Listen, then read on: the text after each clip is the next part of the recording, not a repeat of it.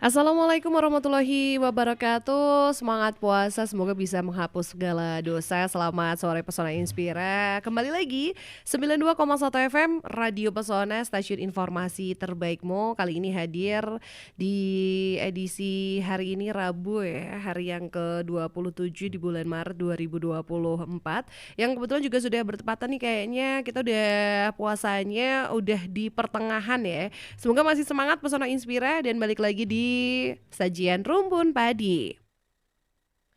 Ya, Rumpi untuk Pangan Pertanian dan Perikanan Indonesia kali ini akan membahas topik kita adalah potensi pengembangan kentang di Kecamatan Kejajar.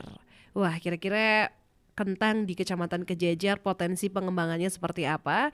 Dan kita nanti juga akan dengarkan sukses story Poktan Adiguna Farm. Jadi kira-kira seperti apa? Silahkan disimak dan nanti yang mau gabung juga boleh di 0823 2383 999. Nah, narasumber kita kali ini di studio Radio Pesona sudah hadir, ada dua narasumber. Yang pertama ini ada Mas Rofik Haryanto selaku penyuluh pertanian terampil Kecamatan Kejajar. Saya sapa dulu. Selamat sore Mas Rofik Haryanto. Assalamualaikum warahmatullahi wabarakatuh, Mbak Sita Rosana. Iya. Kabar baik? Alhamdulillah kabar puasa baik. Gimana, lancar? Alhamdulillah puasa lancar iya. ya. Belum ada ajakan mokel. Ya, ini saya ingin menyapa kepada para pendengar setia Pesona Inspira dimanapun Anda berada. Semoga dalam keadaan sehat dan saya mengucapkan selamat menunaikan ibadah puasa. Semoga ibadah puasa kali ini kita mendapatkan keberkahan. Amin. Demikian, Mbak. Amin. Terima kasih Mas Rofik Haryanto. Ini dari penyuluh pertanian terampil Kecamatan Kejajar benar ya? Betul, Mbak. Oke, sudah lamakah di Kecamatan Kejajar? Saya di Kejajar 4 tahun lebih, hampir 5 tahun, Mbak. Sebelumnya di mana? Sebelumnya saya di Kecamatan Watu Malang, terhitung sejak tahun 2019 dan sekarang udah di Kejajar, alhamdulillah. Oke, kalau domisili di mana nih? Kalau saya berdomisili itu di Dusun Siwatu, Desanya Bumiroso, Kecamatan Watu Malang, Wonosobo. Oke, kalau tadinya dekat, sekarang agak jauh ke Kejajar ya? Iya, kalau dari segi jarak itu hampir sama nggih. Hampir Tapi sama aja. Kalau akses jalannya dari rumah ke Kejajar itu kan jalur wisata, jalur provinsi, jadi kita itu enak di jalan, Mbak, sambil menikmati pemandangan dan ketemu sama orang-orang yang berbeda setiap hari kan asik gitu. Seperti itu. Berarti Mbak. ini Watu Malang ke Kejajar lewat yang jalan Watu Malangnya ya? Bukan, kalau saya itu Desa Bumiroso itu kan paling masih dekat paling timur. Kota. Iya, betul dekat. Jadi ya enak aja kalau dijalani gitu. Oke, menikmati perjalanan. Apalagi di Kejajar sekarang sejuk gitu ya. Iya. Ketemunya sama dingin. Cenderung dingin malah. Makanya kalau di Kejajar itu kan biasalah teman-teman selalu memakai jaket. Pas ini aja nggak pakai jaket, Mbak, seperti itu. Oke, baik. Kita sudah berkenalan dengan Mas Rofik Haryanto. Selanjutnya nih Mas Rofik tidak sendiri, ada juga Mas Adi Nurholi. Selamat sore Mas Adi. Selamat sore Mbak. Ya, apa kabar Mas Adi? Alhamdulillah sehat. Baik. Sehat, baik, semangat ya. Ini Mas Adi ini juga selaku, kalau tadi Mas Rofik Haryanto ini penyuluh pertanian terampil Kecamatan Kejajar, Mas Adi Nurholi selaku ketua Poktan Adiguna Farm Kejajar. Oke, boleh diceritakan nih Mas, di Poktan Adiguna Farm Kejajar ini sudah berapa lama dan mungkin bisa diceritakan sedikit tentang Poktan Adiguna Farm ini. Ya, jadi kelompok tani Adiguna Farm ini memang kelompok tani yang lebih spesifik untuk menjadi produsen benih kentang gitu. Itu sudah ada sejak 2016. Kalau dari sisi teman-teman semuanya untuk menanam kentangnya, memproduksi benihnya atau bahkan menjadi distributor benihnya itu sudah sejak lama. Itu sudah lebih dari 10 tahun atau 20 tahun itu sudah ada. Tetapi untuk resmi bergabung teman-teman semuanya menjadi kelompok tani yang memang spesifik lebih menekuni keperbenihan kentang itu sejak 2016 itu bergabungnya, terus kita mempunyai perizinan itu mulai sejak 2017 itu untuk kita mengurusnya kelompok tani dan sebagainya. Terus kita mendapatkan perizinan untuk delegasi legalitas dan sertifikat kompetensi produsen benih itu sudah sejak 2017 dan 2018 gitu. Jadi kita memang sudah untuk perizinan sebagai produsen benih kentangnya itu sudah sejak 2017 begitu Mbak Mita. Oke, jadi ini Mas Adi lebih mengurusi tentang perbenihan kentang gitu ya dari Poktan Adi Guna Farm Kejajar. Nah, tadi kita sudah berkenalan dengan dua narasumber. Untuk Pesona Inspira nanti yang mau gabung silahkan. Kita akan bahas tentang potensi pengembangan kentang di Kecamatan Kejajar dan juga sukses story Poktan Adi Guna Farm. Silahkan WA boleh di 0823 2383 999. Nah, kita akan ngomongin tentang kentang nih, karena kentang ini adalah salah satu jenis tanaman hortikultura yang banyak diusahakan oleh petani di Kecamatan Kejajar. Dan kira-kira ini untuk potensi pengembangan kentang di Kecamatan Kejajar saat ini seperti apa, Mas Rofik? Silakan. Oke, terima kasih Mbak Mita. Kalau kita bercerita tentang kentang itu kan masuk dalam tanaman hortik nggih, yang diambil umbinya, dan kentang itu termasuk tanaman semusim yang berdaun perdu. Nah, kalau di Kejajar sendiri itu hampir kurang lebih 44 tahun itu sudah dikenal masyarakat dataran tinggi Dieng, khususnya di Kecamatan Kejajar. Itu mereka itu mengusahakan tanaman kentang itu karena mereka beranggapan bahwa tanaman kentang itu memiliki harga yang stabil dan relatif. Itu mereka dalam bertani itu sangat suka dan belum bisa tergantikan oleh komoditas yang lain karena itu tadi, karena harganya yang stabil di angka mahal itu tadi. Dan kalau kentang sendiri itu kan tanaman yang termasuk apa nggih, berbobot nggih. Kentang itu berbobot, beda seperti tanaman hortikultura lainnya. Ya, kalau kita ambil contoh seperti tanaman kalau di Kejajar namanya onclang, kalau di bahasa Indonesia mungkin daun bawang nggih, daun bawang. Kemudian ada tanaman bawang itu sendiri, bawang merah, bawang putih, dan juga mungkin sawi. Itu kan produksinya kan relatif kecil, paling berapa gram atau beberapa on saja nggih. Tapi kalau kentang itu kan berbobot, satu rumpun, satu pohon itu kalau dikelola dengan baik itu bisa mencapai 1, 3 bahkan bisa sampai 5 kilo itu Mbak. Jadi ini sangat bagus dikembangkan di Kejajar. Dan kentang sendiri kan termasuk tanaman umbi yang dikonsumsi untuk kalangan orang-orang kalangan mewah nggih, kalangan mewah. Jadi ya ini sangat bagus sekali. Kalau di Kejajar sendiri untuk produktivitas sekarang itu relatif masih rendah Mbak, itu sekitar 15 sampai 17 ton per hektar. Padahal sebetulnya kalau digali lebih dalam lagi, dikelola lebih baik lagi, itu bisa mencapai 30 bahkan bisa sampai 60 ton per hektar. Nah, dari situ kan kita kalau di lapangan itu seperti apa sih kendalanya kok produktivitasnya itu sangat rendah. Nah, setelah kita telusuri, kebetulan di sini ada Mas Adi. Beliau adalah produsen kentang dan ternyata salah satu dari beberapa faktor itu memang dari faktor benih itu sendiri, Mbak.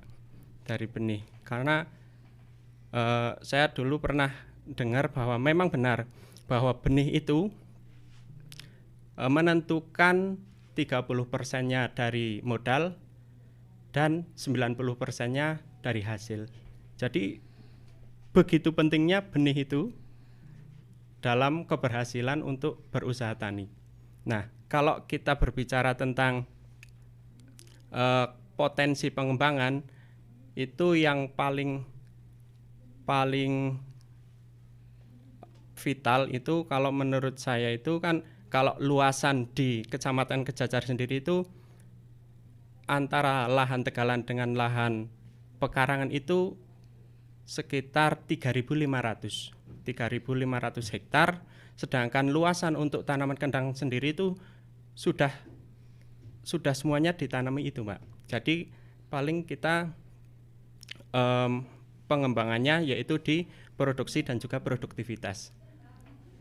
Dan kemudian dengan benih tersebut diharapkan dengan bantuan Mas Adi di sini masalah untuk produksi dan produktivitas itu bisa terselesaikan, meskipun ya agak lambat, tapi secara grafik kalau kita lihat datanya itu terhitung tahun 2021 sampai tahun 2023 itu meningkat.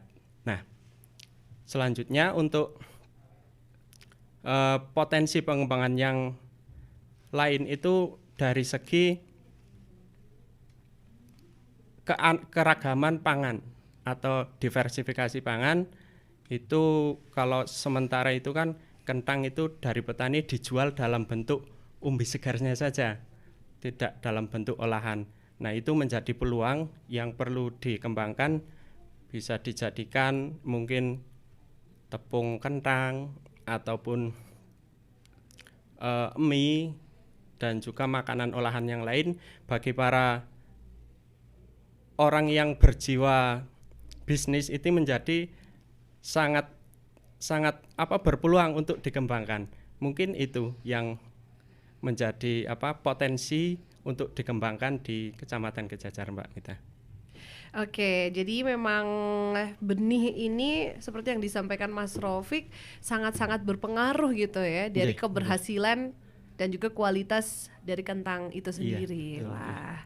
Dan kalau kentang itu juga ternyata seperti bahan makanan pengganti nasi juga gitu. Jadi ini ragam pangan seperti yang disampaikan Mas Rofik juga, jadi ragam pangan gitu. Dan kalau kentang ini memang di suhu-suhu dingin dan dataran tinggi gitu ya Mas Rofik ya? Iya betul, Mbak. Karena memang kebetulan kalau di Kecamatan Kejajar sendiri kan sudah dianugerahi oleh Allah itu kan dengan keadaan geografis dan agroklimat yang cocok untuk budidaya kentang. Seperti itu, Mbak. Oke, baik. Dan saya mau tanya ke Mas Adi nih. Bisa diceritain mungkin Mas Adi sendiri kenapa memilih usaha penangkaran benih kentang sampai berhasil hingga saat ini? Terima kasih. Ya itu sebenarnya kalau saya sih masih termasuknya kelompok petani milenial nggih. Ya, masih belum 40 gitu.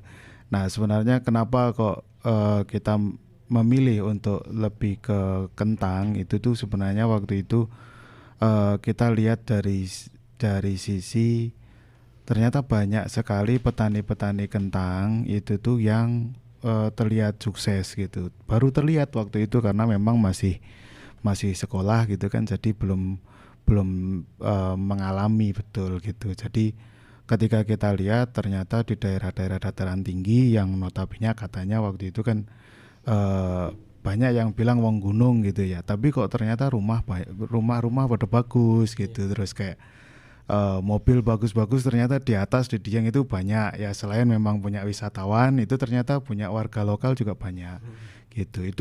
Itu dulu yang membuat saya menjadi tertarik di dunia kentang. Ternyata begitu saya sekolah di itu, terus sekolahnya waktu itu ngambil jurusan biologi dengan spesialisasinya itu di kultur jaringan. Dan itu ternyata ketika saya waktu itu penelitian dan saya datang ke teman-teman petani, ternyata memang yang menjadi permasalahan di pertanian kentang waktu itu juga tentang ketersediaan benih yang berkualitas dan tercukupi itu. Jadi masalahnya waktu itu kan benih memang masih sulit untuk dicari karena ya waktu itu juga memang 2016-an itu ada kondisi untuk menyetop impor benih kalau nggak salah itu dulu gitu juga. Jadi saya pikir petani juga membutuhkan dan saya punya ilmu sedikit tentang kultur jaringan waktu itu, terus saya membuat laboratorium kultur jaringan di Kecamatan Kejajar itu, tepatnya di Desa Serang. Dan ini FYI ya gitu kan, untuk gaya anak mudanya itu FYI gitu, di Jawa Tengah itu untuk laboratorium kultur jaringan yang memiliki delegasi legalitas untuk varietas granola L itu hanya ada di 3 tempat. Yang pertama di BPTP Jawa Tengah itu di Ungaran kalau nggak salah. Itu yang kedua di BBH Kledung. Nah, yang ketiga itu di Kabupaten Wonosobo ini di tempat kami. Dan dari 3 itu yang satu-satunya yang berbasis ke kelompok tani itu ya di Adiguna Farm itu tadi gitu. Nah sejak saat itu ya ternyata ketika dijalani kentang ya seperti yang tadi dibilang bahwa memang termasuk tanaman yang berbobot, harganya juga alhamdulillah selalu tinggi, jadi stabil tinggi bukan stabil rendah gitu. Jadi ya ternyata ini yang membuat teman-teman petani kentang itu nyaman bertani kentang, walaupun banyak resiko yang lain gitu, tapi ya seperti itulah yang membackground saya untuk berkecimpung di dunia perbenihan kentang gitu, Mbak. Oke, ternyata udah ada legalitasnya gitu ya. Jadi FYI Mas Rey Suwiradi di Kejajar gitu ya. Wah, keren. Nah, Mas, yang pengen saya tanyakan nih, tadi Mas Rofi kan mengatakan bahwa benih ini satu hal yang memang sangat mempengaruhi. Nah, kayak misalnya mungkin bisa diceritain untuk memilih benih yang bagus, kemudian juga cara Mas Adi sendiri untuk menjaga agar benihnya ini memang nantinya menjadi benih yang berkualitas gitu. Ya, jadi kalau ini menginformasikan kepada teman-teman petani gitu bahwasanya benih yang berkualitas dan benih yang memang benih berkualitas itu menjadi faktor penting untuk bertani kentang terutama. Nah, untuk tanaman kentang sendiri ini sebenarnya ada beberapa kelas benih yang bisa dipilih oleh teman-teman petani untuk menjadi benih yang akan ditanam di lahannya itu. Untuk ada beberapa kelas benih, yaitu ada benih sumber, benih penjenis, benih dasar, dan yang biasanya ditanam oleh petani itu benih sebar. Itu kalau dari istilah kelas benihnya. Tetapi kalau di teman-teman petani itu biasanya kenalnya ada benih G2 sama G3. Nah, itu benih yang memang sudah siap untuk dikonsumsi oleh teman-teman petani untuk memproduksi benih.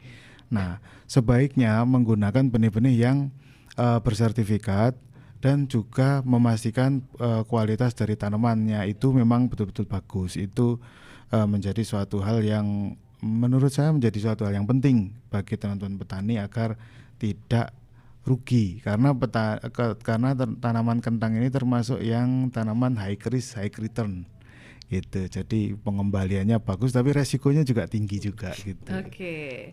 Ini penuh dengan bahasa-bahasa kekinian gitu ya. Ya kan, saya tadi bilang milenial ya. Iya. Oke, ya memang tadi seperti yang disampaikan Mas Adi nih ya menjanjikan tapi juga resikonya ada juga gitu. Oke, nah ke Mas Rafiq nih, kalau waktu yang tepat untuk menanam kentang adakah waktu-waktu khusus tertentu gitu? Ya, sebetulnya kalau kita ingin menanam kentang, kalau di dataran tinggi Dieng khususnya di Kecamatan Kejajar sendiri, itu semua 1 tahun itu bisa ditanami semua, Mbak. Tapi kita ambil waktu-waktu yang terbaik untuk digunakan menanam kentang. Kalau yang pertama itu di akhir musim hujan itu sekitar bulan Maret, April Mei. Kemudian kalau kita ambil di awal musim penghujan itu bulan Oktober dan November. Tapi diharapkan kalau menjelang awal hujan itu usahakan tanaman kentang itu paling tidak sudah berumur 2 bulan, Mbak. Karena apa? Karena pada masa-masa itu sudah muncul umbi. Udah agak kuat batangnya. Jadi ini mengurangi resiko manakala nanti ada cuaca yang kurang baik, apakah ada angin besar ataupun hujan yang terlalu tinggi, itu kan bisa terminimalisir itu, Mbak. Seperti itu. Oke, terima kasih Mas Rofik. Nah, ke Mas Adi lagi nih. Tadi Mas Adi menyampaikan ada beberapa jenis benih itu yang sebar dan lain-lain. Nah, itu perbedaannya dan mungkin dari segi seperti kualitas dan lain sebagainya itu seperti apa, Mas? Oh ya. Ya, jadi kalau kita lihat yang nanam kentang itu kan sebenarnya ada 2 kelompok. Yang kelompok pertama itu kan yang petani sayur. Yang kedua adalah penangkar kentang, penangkar benih. Gitu. Nah, biasanya untuk yang benih masih benih sumber, bentuknya planlet, bentuknya stekan itu. Jadi benih tanaman kentang itu tidak melulu harus umbinya. Jadi ternyata ada yang bentuknya itu stekan kayak cabai itu, jadi di polybag itu ada. Terus yang bentuknya di dalam botol jam gitu, terus ada agar-agar yang ditanam di dalam agar-agar itu juga ada itu. Nah, benih dengan klaster tinggi itu benih planlet, itu yang diproduksi hanya di 3 tempat itu tadi untuk granola L yang di wilayah Jawa Tengah itu. Terus nanti setelah dari planlet itu akan diaklimatisasi, prosesnya akan diaklimatisasi menjadi indukan potong. Nah, indukan potong itu nanti bisa dipotong atau distek sebanyak 4 periode potong itu menjadi benih stekan atau kalau waktu itu ada juga yang bilang itu benih ex vitro gitu juga ada. Nah, terus nanti dari benih stekan itu yang akan ditanam di dalam greenhouse oleh para penangkar benih itu menjadi benih nanti ditanam. Terus dari pertanamannya itu nanti akan keluar umbinya masih kecil-kecil sekitar ukuran 1 bola pingpong itu yang paling gede lah sekitaran itu nanti bisa didaftarkan di Balai Pengawasan dan Sertifikasi Benih kalau nggak salah BPSB itu untuk didaftarkan sebagai calon benih. Nah, itu nanti benih umbinya itu akan menjadi benih G0. Nah, itu masih di dalam ranah teman-teman penangkar. Nanti dari G0 itu akan ditanam lagi di dalam greenhouse, itu bisa menjadi benih G1. Nah, benih G1 itu nanti bisa ditanam di lahan oleh para penangkar menjadi benih G2. Benih sebar kelas G2 itu. Nah, biasanya teman-teman petani itu yang nantinya akan membeli benih kelas G2 itu. Nah, kebanyakan ya ini tadi hanya melihat dari sisi pengalaman saja yang belum seberapa, pengalaman saya yang sebelum seberapa itu tadi. Biasanya saya lihat kalau produktivitasnya di angka 15 ton gitu, kalau memang totalnya itu 15 ton berarti biasanya petani tersebut memang agak lengah di dalam memilih benihnya, itu memang agak lemah. Tetapi beda cerita ketika di dalam penanamannya itu ternyata hasilnya cuma 20 ton, tapi yang dihitung cuma sayurnya. Nah, tapi benihnya nggak dihitung, misalkan itu ada yang ukuran kecil itu. Nah, itu beda cerita. Ya, tadi kalau produktivitas sayurnya aja 20 ton misal, itu masih normal, tapi kalau hasil totalnya, produktivitas totalnya itu di angka 16 ton, nah itu memang agak kasihan sih teman-teman petani itu di ranah itu gitu. Oke, terima kasih. Nah, Mas Rofik, kalau misalnya benihnya bagus nih, kualitasnya oke, tapi pas masa tanamnya kok nggak sesuai gitu, apakah akan terjadi kegagalan atau tetap ada keberhasilan nih? Ya, kalau kita menggunakan masa-masa yang tidak sesuai dengan anjuran, itu dimungkinkan ya resiko mesti ada, tapi paling tidak kalau kita udah memilih bulan-bulan yang tepat itu kan bisa diminimalisir. Tapi meskipun kalau ditanam di luar bulan-bulan yang tadi saya sampaikan, itu kita harus siap. Artinya kita harus siap mulai dari persiapan kalau misalnya musim kemarau, kita juga harus siapkan air untuk penyiraman. Dan kalau musim hujan biasanya kan cenderung muncul penyakit-penyakit yang dari luar, bukan dari bawaan benih itu sendiri. Jadi kita memang harus lebih ekstra dalam membudidayakan kentang tersebut. Tapi tidak menutup kemungkinan di luar musim itu bisa berhasil. Tapi yang berdasarkan pengalaman kami di lapangan itu, kalau produksi dan produktivitas yang paling optimal itu di bulan kering, bulan kemarau. Itu cenderung hasilnya lebih bagus, Mbak. Seperti itu. Oke, nah Pak Soe Inspira menarik sekali ya tentang potensi tanaman kentang di Kejajar. Yang mau gabung mungkin ada kepo-kepo gimana gitu ya tentang perkentangan di Kejajar di Wonosobo, benihnya juga mungkin seperti apa, silahkan 0823 2383 999 dan kita akan kembali sesaat lagi. Jadi tetaplah di Rumpun Padi, Rumpi untuk Pangan Pertanian dan Perikanan Indonesia. 92,1 FM Radio Pesona, stasiun informasi terbaikmu, masih di Rumpun Padi, Rumpi untuk Pangan Pertanian dan Perikanan Indonesia. Masih bersama Mas Rofik dan juga Mas Adi. Kita kali ini masih bahas tentang potensi pengembangan kentang di Kecamatan Kejajar dan juga cerita-cerita dari perbenihan. Tadi Mas Adi ini menceritakan tentang Poktan Adiguna Farm. Nah, Mas Adi, apakah nama Adiguna Farm ini diambil dari namanya Mas Adi sendiri nih? Sebenarnya sih enggak gitu. Enggak harus gitu sih. Cuman, kebetulan aja gitu. Ya, jadi atau kan dipaksakan. Karena memang inginnya itu kan kalau dari sisi Adi itu kan besar, guna itu kan bermanfaat. Jadi bukan juga orientasinya ke Adigang, Adigung, Adiguna, enggak gitu juga itu. Jadi tapi lebih ke itu kan sebenarnya Adiguna itu kan Adi spasi guna. Jadi memang tujuannya kelompok tani ini agar punya guna atau manfaat yang banyak gitu ke banyak orang gitu. Oke, ini kirain karena namanya Mas Adi terus poktannya nih Adi Guna gitu.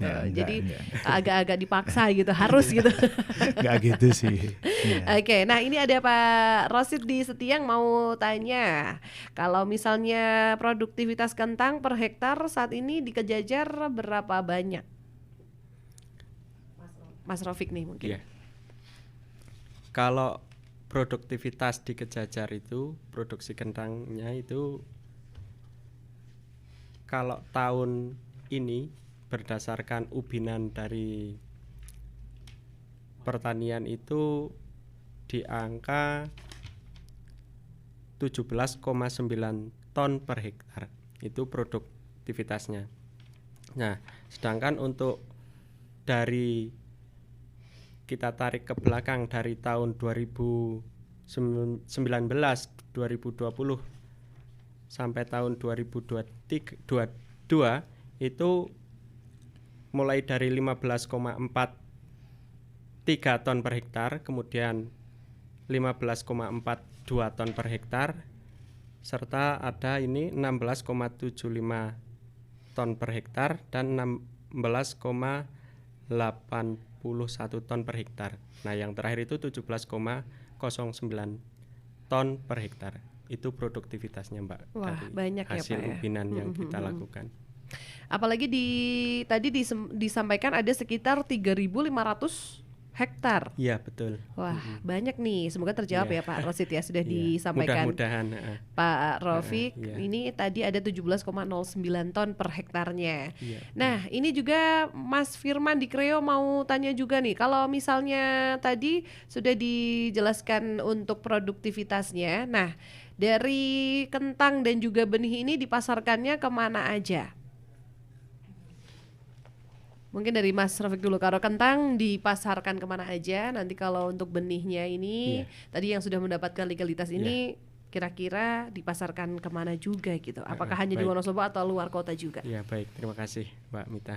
Kalau untuk pemasarannya sendiri itu rata-rata kalau di Kejajar itu masuknya itu di pasar induk Surabaya, kemudian di pasar induk Jakarta, dan sekitarnya itu mungkin di wilayah Jawa Barat. Dan kalau yang hasil panennya itu sekitaran masih dalam lingkup Indonesia saja, belum eh, ekspor Mbak, seperti itu. Masih dalam lingkup Indonesia, Iya, terutama di Surabaya gitu ya, iya, tadi pasar induk disampaikan. masih sekitaran itu aja. Oke, nah kalau benih kentangnya nih Mas Adi, Yeah. dipasarkan kemana aja? Apakah di Wonosobo aja atau sampai luar kota atau bahkan internasional nih misalnya gitu? Ya, nggih. Terima kasih. Jadi kalau misalnya untuk benih itu sebenarnya kita memang sudah berusaha untuk bisa memasarkan di ranah nasional. Jadi sudah ada sampai ke Kerinci, sudah ada yang dikirim ke Jawa Timur gitu tuh ada. Tapi memang kita dari sisi kelompok tani kita itu semacam kayak punya keinginan sih. Jadi yang menjadi kita prioritaskan pertama itu sebenarnya lebih ke kondisi di wilayah Kejajarnya sendiri. Jadi kita itu memang membatasi untuk yang keluar, tapi kita memang membuka sebanyak-banyaknya, silahkan bagi yang teman-teman yang ada di Kejajar gitu. Jadi kalau untuk jumlahnya memang sama 50-50 lah untuk keluar. Nah kalau sampai ke luar negeri itu memang benih enggak, tapi kalau sayurnya iya. Jadi memang ada beberapa dari teman-teman itu kan karena benihnya sudah terkondisi bagus, itu kan sayurnya jadi bisa masuk ke kualitas ekspor gitu, ada gitu. Wah keren ya. Jadi memang karena sayurnya ini, kentangnya ini udah bagus ya, udah bisa sampai kemana-mana gitu. Nah ada lagi pertanyaan yang masuk dari Gito di Andong Sili. Apakah proses untuk mendapatkan legalitas benih kentang membutuhkan biaya yang banyak? Oh ya, itu kalau sebenarnya kalau untuk informasi itu bisa dikonfirmasikan lagi ke BPSB, nggih, BPSB. Tapi setahu saya sebagai produsen benih kentang itu saya tidak memerlukan biaya yang banyak. Jadi eh, kalau untuk pendaftaran itu sebenarnya kalau untuk pendaftaran sertifikat kompetensi, jadi kayak SIM-nya gitu, itu tuh hanya kisaran sekitar 150-an ribu aja. Terus kalau untuk setiap pengajuan nanti kan setelah punya sertifikat kompetensi produsen benih itu tuh berlaku 2 tahun. Jadi setiap 2 tahun harus diperpanjang gitu. Nah itu nanti baru bisa mengajukan untuk pendaftaran proses produksi benih. Nah setiap pendaftaran proses produksi benih itu hanya sekitar 25 ribuan sekitar itu kalau saya nggak salah ya, saya agak lupa gitu. Nah range-nya di situ. Jadi tidak banyak sekali itu enggak gitu, karena memang ya alhamdulillah sekarang memang sudah bersih semua, jadi memang ya hanya apa ya, biayanya itu murah kok, prosesnya juga nggak ribet, prosesnya itu nggak ribet, jadi kita hanya melakukan pengajuan kayak gitu, terus nanti ada penilaian di lapangan, penilaian pertanaman, ada penilaian di gudang itu juga ada. Jadi kalau misal nanti teman-teman itu melakukan proses produksi benih dan menjadi penangkar yang resmi gitu, sebenarnya kalau mengikuti aturan yang ada dari BPSB itu nggak ribet, nggak susah gitu ya. Oke, jadi tidak ribet, tidak susah, pokoknya ikuti prosedurnya gitu ya. Yeah. Dan tidak membutuhkan biaya yang banyak ya Mas. Enggak banyak. Oke, nah selanjutnya nih ada Irul di Tambi mau tanya cara membuat bibit kentang dari stek seperti apa? Oh ya. Ya, jadi kalau mau memproduksi benih kentang dari stek itu yang dimaksud ini nanti, kalau misal yang dimaksud adalah dari proses aklimatisasi, otomatis yang harus dilakukan adalah membeli benih planlet terlebih dahulu. Membeli benih planlet itu bisa dilakukan, nanti ada di Serang, di laboratorium Serang itu yang punya Adiguna juga ada. Itu nanti setelah beli planlet, itu planlet bisa harus dipilih planlet yang sudah umurnya sekitar 1 sampai 1,5 bulan gitu, dengan tinggi sekitar 10 sentinan itu. Terus nanti planlet itu harus dibuka dulu planletnya, botolnya itu, terus nanti dikeluarkan, dibersihkan agar atau media tanam planlet itu dibersihkan dengan air mengalir gitu. Terus nanti akarnya dirapikan, terus ditanam pada media tanam kokopit. Ya, kokopit. Jadi lebih bagus kalau untuk aklimatisasi benih planlet itu di media tanam kokopit terlebih dahulu, jangan langsung ke tanah, karena tanah biasanya lebih berat gitu. Nah, terus nanti kalau sudah tumbuh sekitar 2 bulanan atau 1 bulan itu biasanya sudah siap, daunnya sekitaran 1,5 sampai 1 senti itu sudah siap untuk dipotong atau distek. Nah, itu cara produksi benih stek itu seperti itu. Iya, Gitu. jadi bisa gitu ya. Nanti kalau misalnya Mas Irol di Tambi ini pengen tahu, boleh hubungi Adiguna Farm ya. Oh iya. Iya. Oke, dari satu lagi nih dari Lala. Terkadang saya itu pilih kentang yang kecil-kecil untuk dimasak. Nah, kentang yang kecil ini apakah sebenarnya bibit yang dijadikan untuk konsumsi, dan juga ada kentang yang warnanya hijau. Kalau yang berwarna seperti itu bisa dikonsumsi atau tidak? Silahkan. Oh nggih, terima kasih. Saya mencoba menjawab nggih pertanyaan dari Mbak Lala nggih. Mbak Lala, kalau jenengan menemui kentang yang disebutkan tadi kecil-kecil itu, kalau di kelasan petani itu namanya kentang rindil itu, Mbak. Kentang rindil. Itu harganya jauh lebih murah. Itu juga masih bisa digunakan sebetulnya untuk bibit, tapi dengan catatan harus dari bibit yang G2 seperti tadi disampaikan oleh Mas Adi. Harus dari betul-betul benih yang bermutu, yang berkualitas. Jangan sampai rendel tersebut dipaksakan untuk ditanam, kita tidak tahu apakah itu generasi ke berapa, kita tidak tahu.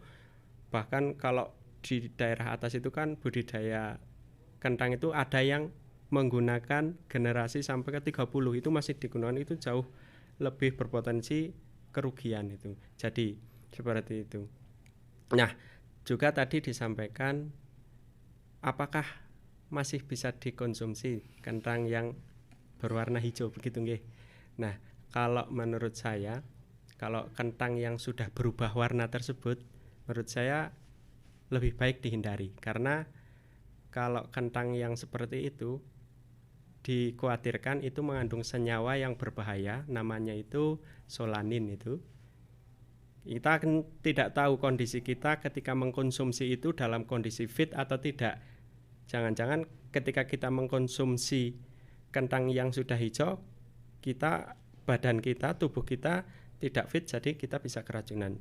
Jadi lebih baik dihindari atau dibuang. Kalau misalnya kentangnya itu ada yang berwarna hijau, kita buang dulu warnanya hijau, tapi yang sebagian yang masih layak itu bisa dimanfaatkan. Seperti itu, Mbak. Oke, berarti kalau misalnya kentang hijau pinggirnya aja nih bisa dikupas Boleh, gitu Mbak. ya, boleh ya. Yang sebagian yang masih Iya. kuning warnanya ini bisa dikonsumsi Iya, itu gitu. kalau besar, kalau kecil mending buang aja. Oh iya, kalau kecil mending buang aja. Kalau kecil ini hijau semua ya.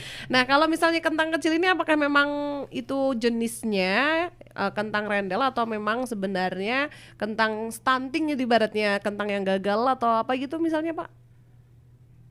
Mas, Enggak ya? Ya, jadi sebenarnya kalau kita lihat tanaman kentang itu tuh kan masa, misal dalam satu waktu hidupnya itu kan misal ada 90 hari, ada yang 120 hari. Nah, di dalam proses pengumbian itu kan nggak satu langsung keluar 10 umbi, kan nggak gitu. Jadi keluarnya satu dulu, satu. Nah, yang pertama keluar itu biasanya yang akan jadi besar. Nah, yang kentang kecil-kecil itu tuh biasanya yang keluar belakangan. Jadi dia tumbuh stolonnya belakangan gitu. Nah, dia posisinya belum terisi padi dalam jumlah banyak. Nah, oleh karena itu tadi kalau kentang yang kecil itu masih bisa dijadikan benih dengan catatan kentang tersebut memang berasal dari indukan yang sehat gitu ya. Masih kayak misalnya kayak benih G2 itu berasal dari benih G1 gitu. Nah, kalau masih kualitas benihnya itu bagus, otomatis nanti anaknya jadi bagus.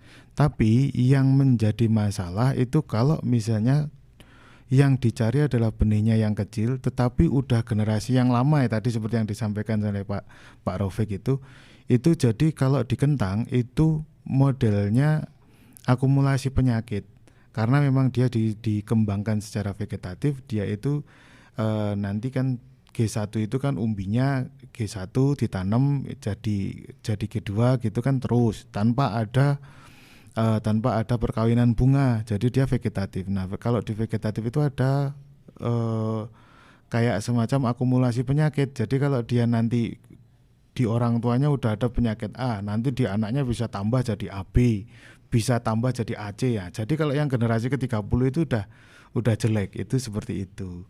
Nah, jadi bukan masalah ukurannya, tapi masalah kualitas indukannya.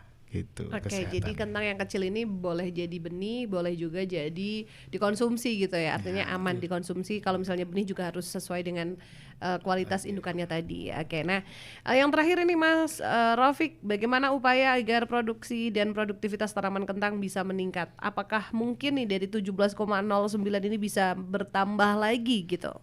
Ya, terima kasih Mbak Mita.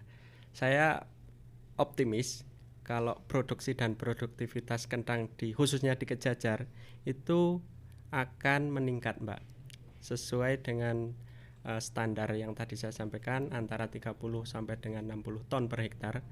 Dikarenakan di sini alhamdulillah sudah ada Mas Adi yang sudah ikut membantu dalam penyediaan benih, karena memang benih itu sangat penting sekali. Nah, kalau upaya dari pihak BPP Kejajar itu dari Dinas Pertanian sendiri itu mencoba untuk belajar, tidak hanya cuma kita lihat-lihat aja, kita juga sambil mencoba mengambil benih atau indukan planlet atau kultur jaringan dari tempatnya Mas Adi dan kita kembangkan, kita budidayakan, dan kemudian hasilnya nanti kita serahkan atau bisa kita lakukan uji coba di lapangan. Itu upaya-upaya kami. Dan tidak hanya itu, ada faktor-faktor usaha tani lainnya seperti mulai dari pengolahan tanah yang baik, kemudian penyediaan pupuk, kemudian insektisida diimbangi dengan insektisida hayati, kemudian pupuknya juga sama harus diimbangi dengan organik juga sampai dengan panen, dan juga alat yang digunakan itu harus sesuai sehingga nantinya harapan kita itu produksi dan produktivitas terutama di Kejajar itu bisa meningkat. Saya optimis itu, Mbak. Oke, optimis bisa meningkat. Iya, nah, betul. Kalau Mas Adi nih, harapan untuk petani-petani yang belum menggunakan benih yang berkualitas nih, ada pesan atau harapan, silakan. Ya, jadi sebenarnya kita sebagai produsen benih juga berharap bahwa silakan pada menggunakan benih-benih yang berkualitas, karena itu tidak efeknya itu nanti akan ke teman-teman petani sendiri juga gitu. Jadi dan itu sudah dilakukan beberapa perhitungan yang banyak dan memang faktanya nyata. Jadi ketika menggunakan benih yang asal-asalan atau tidak bagus secara kualitas, itu memang akan menjerumuskan petani ke kerugian yang ya lumayan lah nyata gitu, ke kerugian yang nyata gitu. Oke, terima kasih. Nah, itu tadi obrolan kita ya, Pesona Inspira di Rumpun Padi, Rumpi untuk Pangan Pertanian dan Perikanan Indonesia, edisi kali ini tentang potensi pengembangan kentang di Kecamatan Kejajar dan juga sukses story Poktan Adiguna Farm. Terakhir ini closing statement dari masing-masing narasumber untuk menutup perjumpaan kita di Rumpun Padi kali ini. Silahkan. Baik. terima kasih Mbak Mita. Untuk closing statement saya, pekerjaan halal terbaikmu adalah yang berasal dari hobimu yang dikembangkan. Di situ akan kita temui tantangan dan hambatan, tapi percayalah bahwa kita tetap optimis bisa. Capek boleh, menyerah jangan. Begitu Mbak. Ih, keren banget. Capek boleh, menyerah jangan. Kalau dari Mas Adi silahkan. Nah ya, jadi kalau dari saya sih, saya sebenarnya agak nggak bisa banyak berkata-kata ini. Jadi kalau dari saya, mari kita menjadi petani yang memang istiqomah gitu. Jadi ternyata petani itu kan memang penyangga tatanan negeri gitu. Jadi kita harus bangga menjadi petani karena banyak pihak-pihak yang menanti keberhasilan kita, karena kita yang akan menopang kebutuhan pangan dunia gitu. Oh iya, ini pokoknya yang menopang kehidupan ini adalah petani gitu ya. Nah, kalau nggak ada petani kita nanti nggak bisa makan. Ya, betul. Ya, Keren-keren sekali closing statement kita kali ini, dan terima kasih kebersamaannya Pesona Inspire yang sudah gabung tadi, yang sudah bertanya-tanya juga. Sampai ketemu lagi. Sukses untuk Mas Rafiq dan juga Mas Adi. Ini untuk juga Adi Guna Farm di Kejajar ya. Sekali lagi terima kasih, sampai jumpa. Selamat sore, semangat puasa. Semoga bisa menghapus segala dosa. Saya Mita dan narasumber pamit. Wassalamualaikum warahmatullahi wabarakatuh.